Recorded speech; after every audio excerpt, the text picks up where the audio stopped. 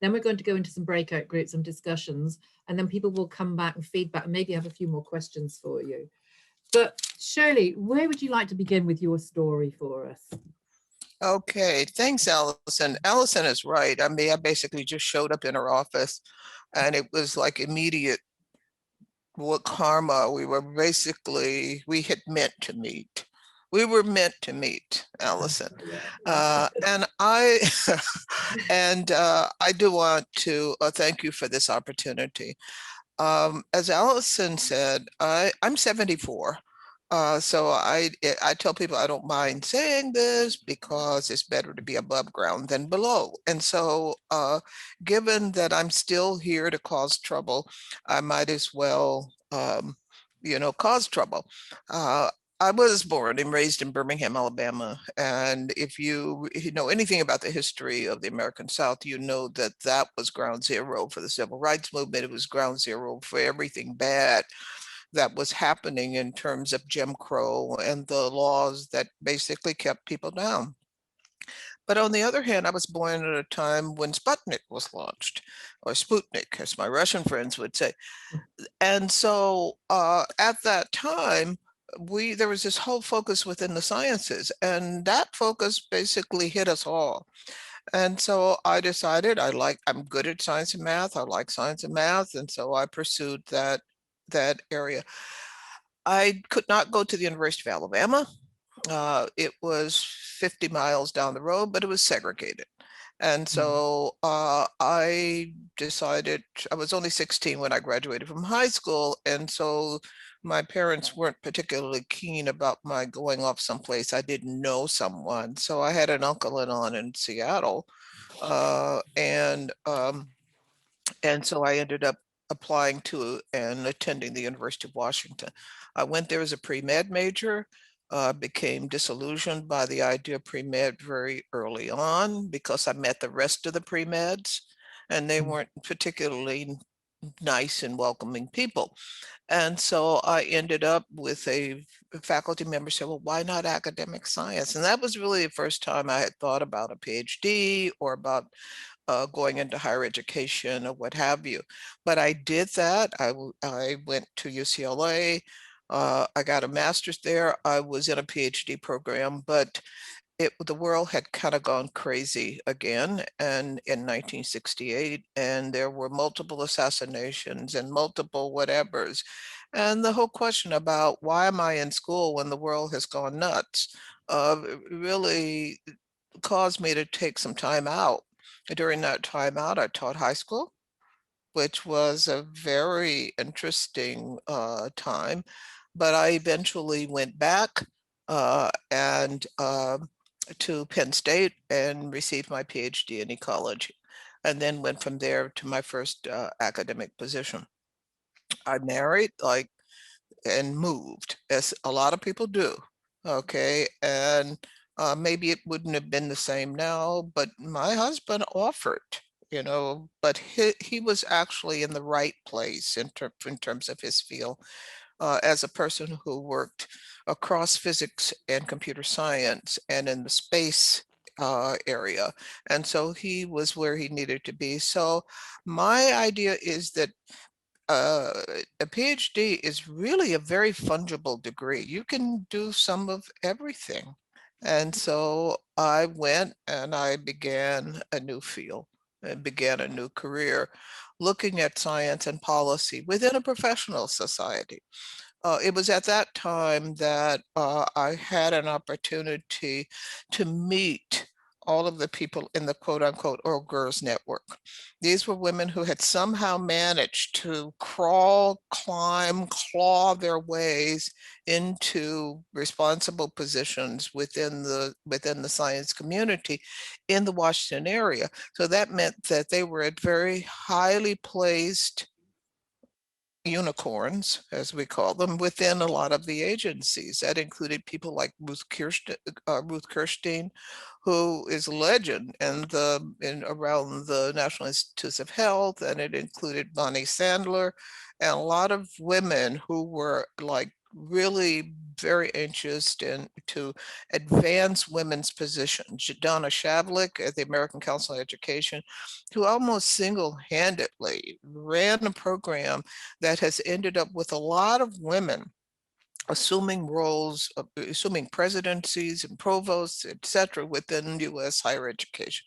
So I met these women when I was quite young and had an opportunity to learn from them and to see the power of networking. And I think that that is a really clear kind of a signal, the how important it is that you have people who can basically support you, but who can back you up and who can offer opportunities for you to be able to advance. Um, when I became head of the office that I had gone and worked in initially, this was some years later, I remember the kind of early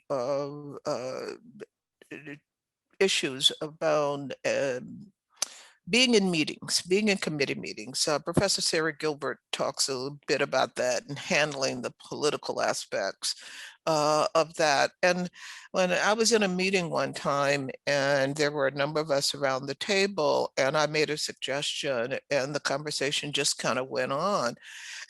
And one of the other two women in the meeting said, it's a great idea. It was even a good idea 5 minutes ago when Shirley said it. I mean, now I Yeah. must tell you, I had not expected that kind of Mm. backstopping, and I know that you are likely not used to the brashness of American women. I wasn't even used to that. I mean, that one kind of Mm. knocked me for a loop. But what I realized was that she had exercised the agency that she had by being in the room in order to make sure that I was not invisible. And I'm thinking to myself, okay, if she did that for me, I have a responsibility to do that for other women. When I'm ended up in situations where we're one of the two or the few or whatever it is. And I've had those situations. And I think that that's a major point. I want you to remember, I don't know how many of you know the story of Nancy Hopkins and the MIT study and how that really led to looking at the whole question of women's treatment within the academy. But one of the things that I want to remind you is that that was a study about senior women. Now, Mm. the other women who were there as associate professors or assistant professors did not experience the same kind of interactions with the men. All right. Now, why was that? Well, the men could be magnanimous, they could be mentors, they could be whatever. But those senior women were viewed as competitors. And so that issue of basically pushing one to the side is a really tough one. But it's hard to be the one of or the few. When I served on the National Science Board, there were two women. Um, there was one black, me. And when the other woman got sick, I had to go to the meeting. I had to crawl there if need be, because the issues that we would necessarily raise would not have been raised. I mean, Yeah. let's just be really honest about the Mm. dynamics there. And so I think that this notion of your responsibility to the people who are not in the room was something that I carried with me at all times. So the issues are really one of having allies. Maybe not to say it the way Michelle said it, but to when a woman gives a really great idea, to amplify her idea by coming in and saying that's really a great idea and attaching her name to it so that you can't have this misappropriation of credit that so often goes on. And you can support each other. You need a second for your motion, for example, and being able to at least get it to table it so that you can have a conversation. Sometimes you have to diffuse some of this stuff with humor. I was in a National Science Board meeting one time, and this crotchety mean-spirited guy said, all this diversity stuff, what's it good for anyway? And I said, well, without it, species die out. Well, the biologist in the room almost fell on the floor. He didn't get it Mm, at first. As a chemist, he didn't get it at first. And when he got it, he turned purple. It was like, eh, eh, I did not think of saying it to be funny. I thought to say it mm, as a biologist. That's what I was trying to think about. mm, But there it was. And it was funny. And it's still funny that someone would, in fact, do that. And the last thing I will say, and then turn everything over to Ellison, is in many cases, women are ready for leadership positions, but they don't get nominated. Somebody has to nominate you or put you forward. Oh, you can nominate yourself, but many people feel uncomfortable about that. But mm, having somebody nominate you, and it's okay to ask people, I'd like to do such and such. Would you be willing to nominate me for that? But this should go on without their having to ask.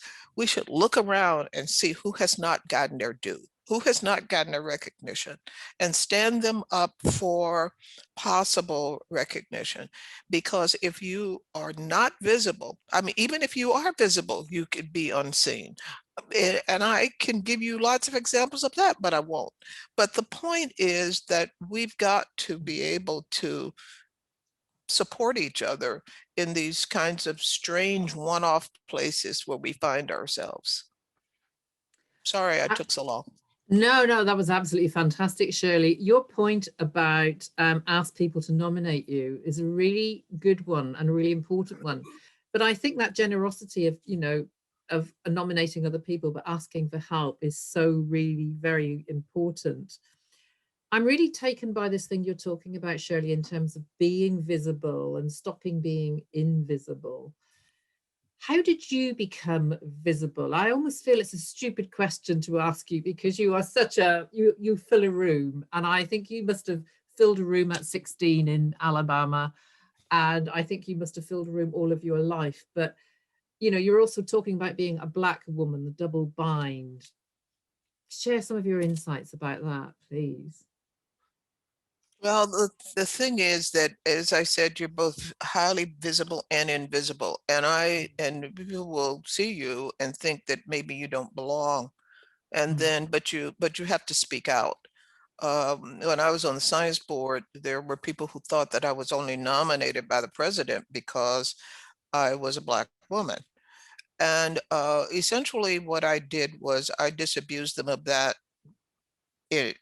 from the beginning. I did my homework. I studied mm, all of the materials that had been sent in preparation for the meetings. And I asked questions. I didn't just ask questions to ask questions. I asked questions I really wanted to know about, but I asked questions that related to whatever the topic was. If it mm, was supercomputing, if it was LIGO, if it was the latest telescope.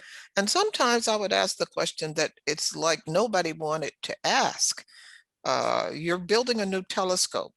We can't keep adding telescopes because it'll essentially run out of the budget. What is your plan for retiring some of these or mm. transferring the cost to outside of this particular budget line?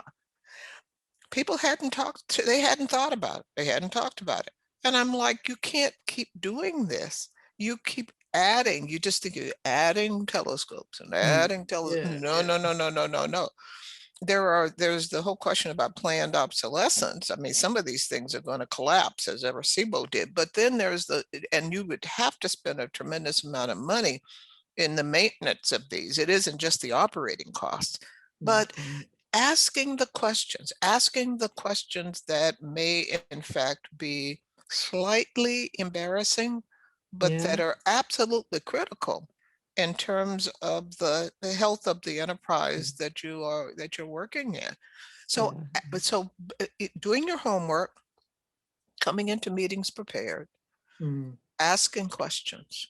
If sure. somebody says something just off the cuff, off the cuff that's not right, Mm. essentially challenging them. That wasn't my read on that. On page 37, it seems to imply something different.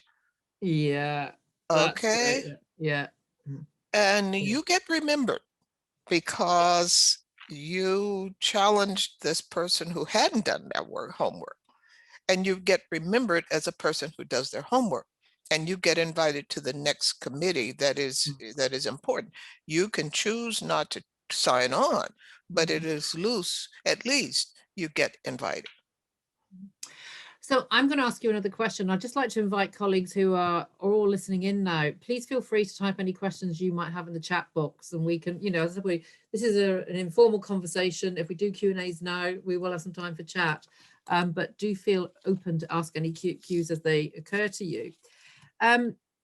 Shirley, I think about your life, and I think about you growing up in Alabama and the experiences you would have had. Um, there must have been times where you were invisible, or you weren't allowed to speak or do things, and yet you found your way through. I mean, did you ever feel angry? And how did you manage that anger? Because we can see some people just get angry and frustrated, and then there are other people who find very effective um, ways of getting heard and becoming visible. And actually, my mum always had an expression for me: don't get angry, get even. Maybe get even and win in future. I don't know, but don't get angry, get even. Well, Tell us yeah. something about that. Well, the thing is that when I was in Birmingham, um, I didn't get angry that much No, because it was what it was, and I was not going to be able by myself. I didn't mm, feel the agency at 10, okay? no. But there was something I could do. And that was that my grandmother, they had literacy testing and poll taxes for Blacks to try to dissuade, well, poll taxes for everyone, and technically literacy testing for everyone, Mm, but not really. So uh, what do? I helped my grandmother get ready for her literacy test. ah, Okay. right, yeah. So that gives you a certain amount of agency. I, Mm, I can't vote. I'm 10, but I can get mm, her ready to vote. And at very young ages, we were made aware of the precarious situations that we lived in as Blacks. And so mm, therefore, the power of the vote was clear to me at 10. It yeah, was clear to me at 8, yeah, so yeah, get yeah, over it. Okay. yeah. But I think I'm more angry now than I was then. Okay. Yeah. But the thing is, what do you do with anger? Mm, You channel it. You use it as energy in order to write that op-ed or that commentary, or to sign on to that particular group, or to go to that particular meeting and make a mm, point. You basically channel the energy that it gives you in order to try to right the wrongs that you see. And yes, you do in fact anger a lot of people. There was the one man on the science board with me, and he was furious when I was appointed to the President's Committee of Advisors on Science and Technology at the same time I was on the National Science Board, because that meant that I held 2 presidential appointments at the same time. He could not begin to imagine mm, this. Okay. And so he asked my boss, no, first of all, he tried to get me thrown off of one. And the lawyers said, no, one is policy, the other is advisory. They're not in conflict with each other. And then he asked my boss, who was I, that I could do both of these things at the same time. It wouldn't have been a problem if it had been him. Okay. mm, And my boss told him, well, you'll have to ask the President of the United States, because he yeah, had to sign off on both of them. Well, yeah, I mean, that kind of put him into his place. But this notion of there's no way that you could do this. And it has to be that the only way that you do it is because you're a Black woman. This has not gone away. Okay, this notion of whatever it is that you get must be because you're a Black woman. And it has not, in fact, gone away just for me. My daughter has encountered the same kind of thing. When she got accepted to MIT early admission from high school, she's a 40-year-old woman now. But at Mm. the time that she did this, it was like, only reason you got accepted was because you're a Black woman. And she looked at this guy and said, "You don't know me. You don't know anything about me." Mm. And he says, "Well, I know you're not in my calculus class." And she said, "That's because you're in Calc 1. I'm in Mm. Calc 2." Yeah. And all of a sudden, she had leveled the playing field. And I Mm. think that in some cases we can either ignore it or we can issue a retort. And I think that all too often we really do need to educate people as to what the situation really is. I know that you are a lot more polite than I am, Mm. but I think that sometimes we've got to toss that politeness. Politeness gets to be a way of running over us. Yeah, yeah. I mean, it goes back to your quote. And I was just thinking about, the Great British Reserve. And I'm sure younger generations, well, I say I'm sure, I think younger generations would feel more confident. And yet we see young women nowadays lacking in self-esteem, lacking in confidence through a whole range of other things. And I'm talking to some of my younger colleagues in advanced HE, and they're talking about stuff. And I thought, God, yeah, I experienced that. I thought we moved on from that, but I'm not sure we have, Shirley. And I think your advice is, do the homework, come up with the question. And Helen has just said in the chat box, I started doing that. They ignored me at first, but they started listening in the end. So there's something about determination and keep on going with it, I think, is a message There coming is out here. something very powerful. It's empowering to you, but it is Yeah. empowering to the people you support. And I think that that is the reason that I would do it. In some cases, it would just be a lot more comfortable, just sit back and let them duke it out. Mm. But that's not helpful to these younger women. And I figured now at 74, I can say anything and they'll just talk it up to dementia. I just figured that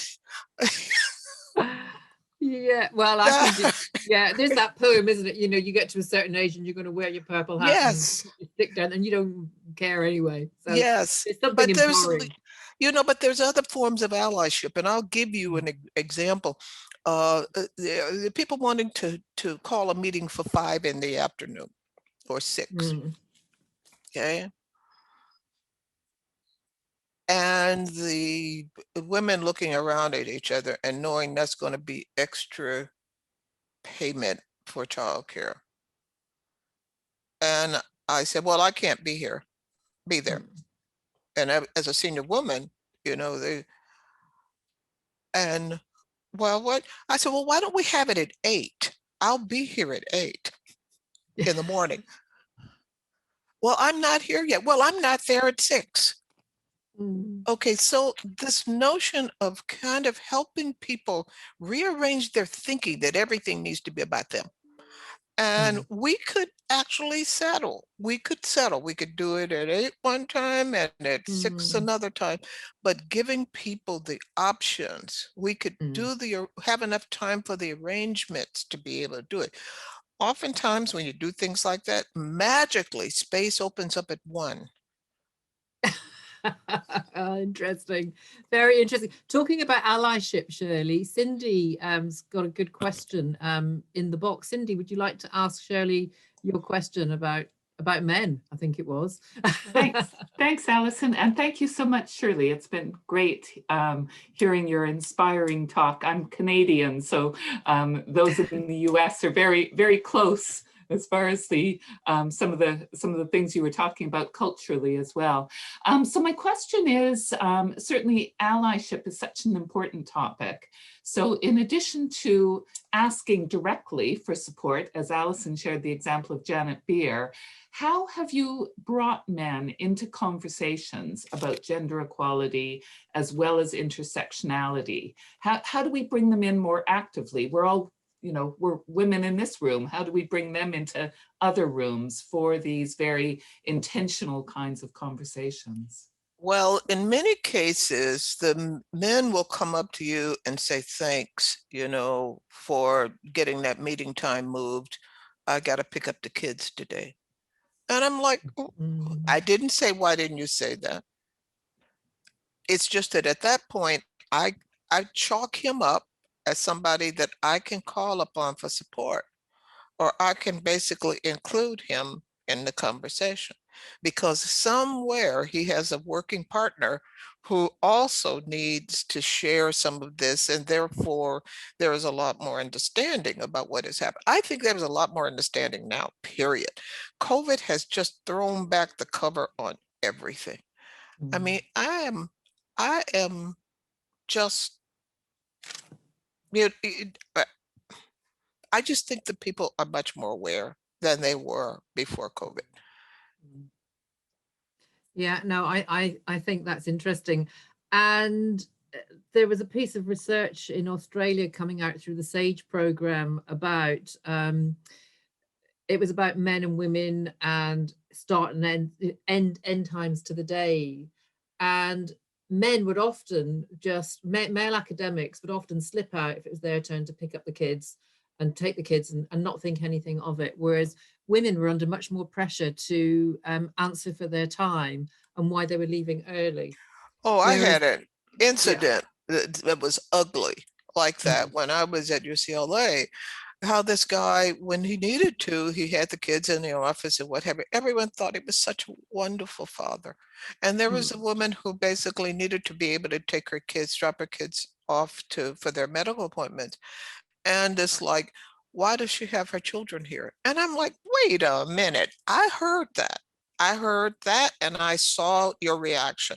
Why is it that he's such a wonderful dad when he does that, and you aren't a good professional when you do it? Come off of it already. And I think that this is one of those cases where we got to start calling people out. I mean, when I looked at a recent incident that happened in the US, I'm sure that you know about the Black Lives Matter protests that were in the streets and what have you. And you look at the response of law enforcement there versus the insurrection at the Capitol. Wait a minute. yeah, absolutely. Everyone could see the difference. And I think that this notion of calling out the difference between the way this guy is viewed when his kids are there and the way this woman is viewed when she has to have her kids there, which was not an all the time thing. I'm sorry. That just makes me crazy. I know. Oh, some really good stuff coming out in the chat box now. Becky, would you like to see what Shirley has to say about your comment and the advice? Because calling out, I agree with. I think, is this a British thing or is it what? Ask Shirley your question. It's not a question; it's a statement. But yeah, I mean, I think I totally agree with calling out, and I mean, it reminds me of a colleague of mine, friend of mine, who had she'd written a book, and she'd co-written this book with a male colleague who happened to be alphabetically first in the listing, and at a conference, his name was the citation given to this research, and hers was completely eradicated from all reference. And this happened multiple times, so it wasn't just an accident in how it was presented. And she called this out at the end of the conference and said, well, actually, this was co-authored, and I put in as much work as he did, and I would have liked to have been referenced. And I think it took quite a lot for her to do that, because I think quite often being assertive in speaking up can be viewed as being aggressive. No, you will be. Don't worry about it. And I think it's a concern, for a lot of women. Don't worry about it. You know, these people don't matter in the long term. They don't matter. You matter, and you're getting credit matters. But the other thing is that you need to speak to your co-author and make sure that he, in fact, does that, and that you are not put in the position of having to do it every time. If you share that, then people will just say, oops, rather than, isn't she aggressive? But the Mm. point is, there is nothing you can do that they won't call you aggressive. I'm sorry. Okay, so don't worry about it. They will tag you, tag names under you. I have a friend who's in communication, science communication, and we were having a conversation, um, and I made a statement, and he gave it the name of Shirley's Law. Okay, and it was, if you don't tell your own story, someone else would tell it for you, and you're not gonna like how it ends up. Tell your own story. Tell your story about your co-authorship. Do not feel as though you've got to be a kind of a shrinking violet someplace. Um, you're not going to be rewarded for not saying anything. Yeah, that's so true, isn't it? Absolutely sure. That's fantastic. I can see colleagues and people here nodding, and this is really inspiring stuff and really practical stuff as well. Shirley, thank you. There's a good question here from Kat Hunt, and then I will come to you, Sarah Dickinson-Himes, with your question. Kat, would you like to ask Shirley your question? Yes, thank you, Shirley. It's really inspirational. My question was just, have you ever had any challenges with other senior women who have acted in a way that doesn't really support the concept of allyship? Yes. And how have you dealt with that? What would be your I mean, advice? there are women who basically bought into the myth that in order to get ahead, basically, I've got to act like the guys. All right. And then but you can find men who buy into the concept of allyship, just switch allegiances. Don't worry about it. They will eventually run into that glass ceiling or that brick wall. And at that point, when they run into it, that's when you reach out to them. You be generous. And there is that kind of an opportunity. I mean, when with the MIT study, Nancy wasn't sure that her other colleagues basically were agreeing with her, okay, in terms of differences that were being made with senior women. She was surprised when the women asked to sign on to her letter.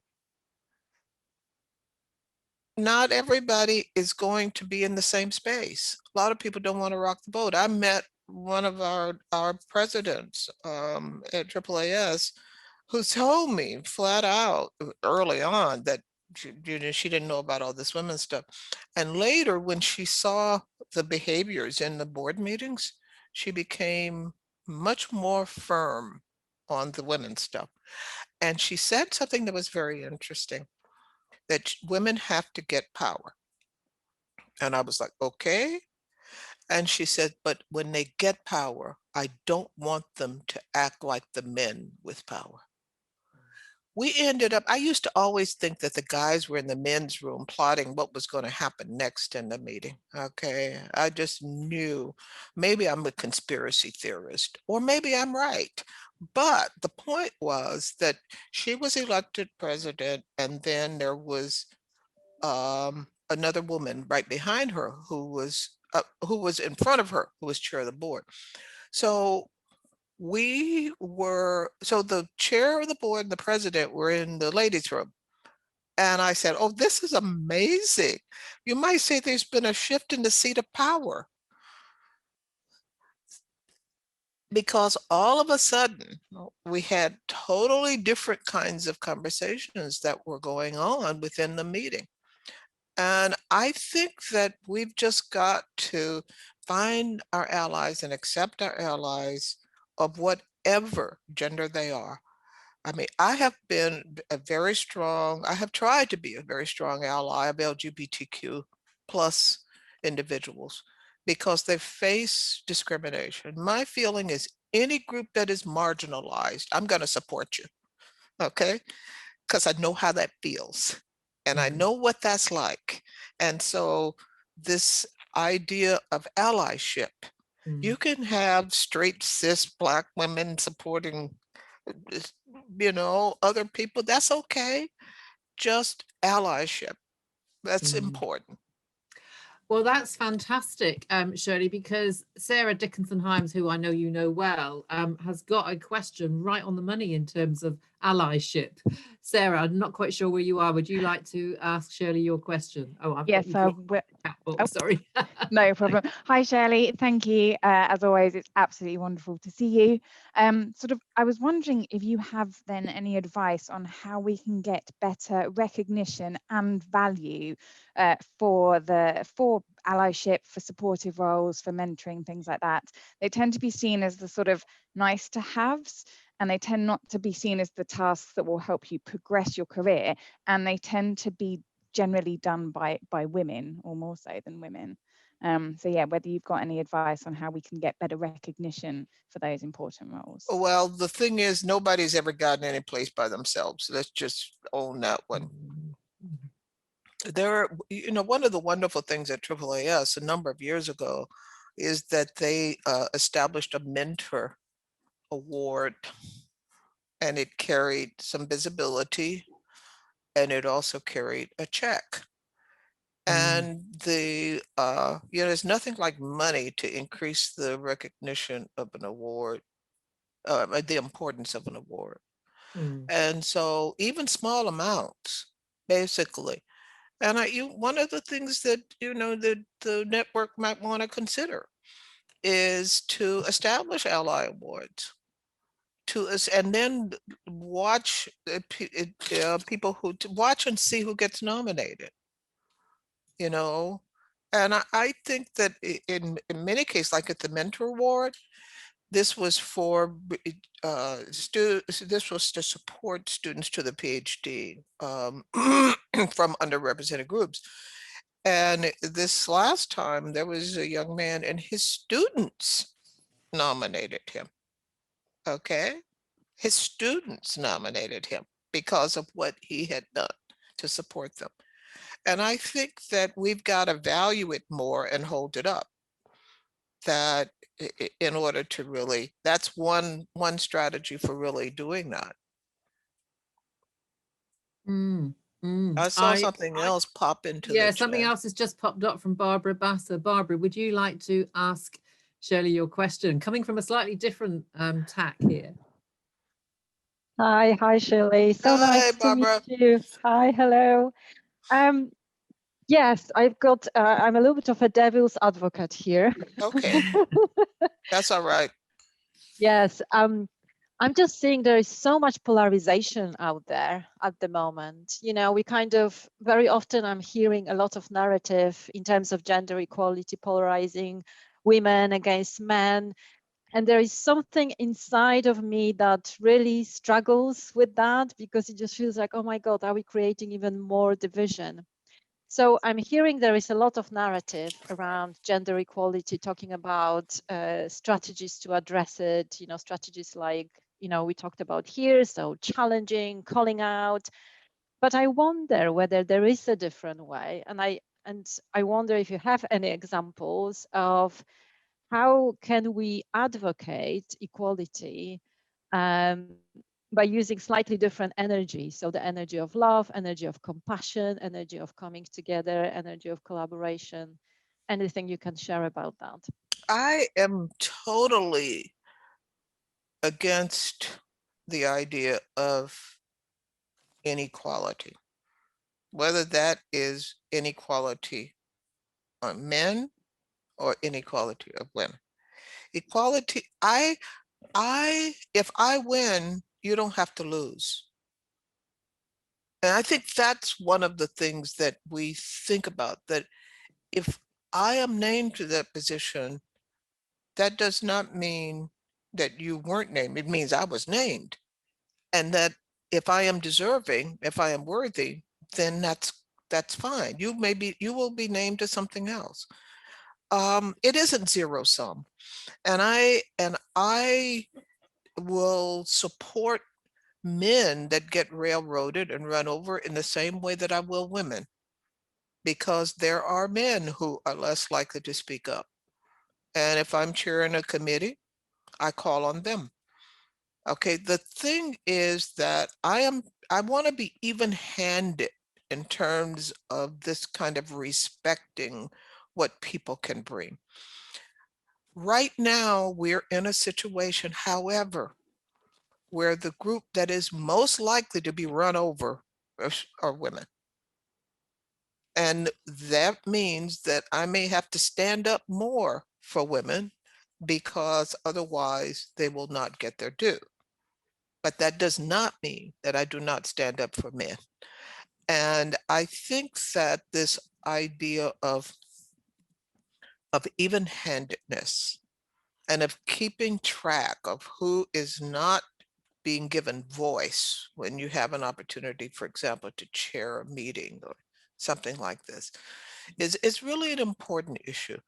And that is a testament of, I think, empathy and caring and listening and being attentive to who is not being given voice in the room. But right now, to be really candid with you, I mean, for me, looking at the Biden administration and what they have done in terms of their appointments has just been heartwarming. They put all kinds of people into prominent roles. But I contrast that with a previous administration that did not. So what is the work that we have to do to move forward? And that is to change this notion somehow of, if I win, if you win, I lose. That is why we are having so many of the challenges that we are in the States, because somehow this narrative has been propagated that that's zero sum. But in fact, if everyone doesn't get lifted up, we are all the poorer for it. And that is, I think, the story that really needs to be told. It truly is. And that is just fantastic timing and fantastic sentiment coming together there, Shirley. And that is such an important point in this polarized world in which we're living today. We are going to break now, and I'm going to hand over to Helen Higson, who is going to break us into some smaller discussion groups about the shape of the Senior Women's Network, and we'll take some feedback. So we're going to break now from 4:25 to 4:45, so 20 minutes in discussion. I think you will be allocated, I think Joyce has allocated everybody automatically into some breakout rooms. Shirley, you're going to stay with us, aren't you? I think until 5 o'clock. Is that the plan? Yeah. Yeah, because I think whatever comes out of this, and there may well be some other questions or some discussions in that last 15 minutes, that would be wonderful. Can I just say that was a totally inspiring, uplifting, spirit-filling tranche of honesty, which is nothing less than I would expect from fantastic experience. I'm looking at the smiles. I'm looking at the smiles across the screen here. So thank you so much for kicking off us after such a fantastic start. I'm going to hand over to Helen, and we'll see you. Okay, I'll see you later. Yeah.